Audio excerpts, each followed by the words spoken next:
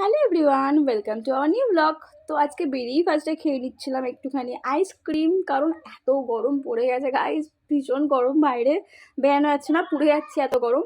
তো যেটার জন্য আজকে আমাদের মেইনলি বিকাল বিকাল বেরানো, সেটা হচ্ছে আশা করছি আগের ভিডিওতে আমরা জানিয়েছিলাম আইফোনের কথাটা, আইফোনের সিম তুলতে গেছিলাম। তো দেন আমরা নতুন আইফোন নিয়েছি, তো তাই জন্যই একটা ছোটোখাটো সেলিব্রেট করবো, তাই একটা ছোটোখাটো কেক নিয়ে নিয়েছি। আর এখানে রাস্তায় দাঁড়িয়ে সেলিব্রেটটা করে নিচ্ছি আমরা।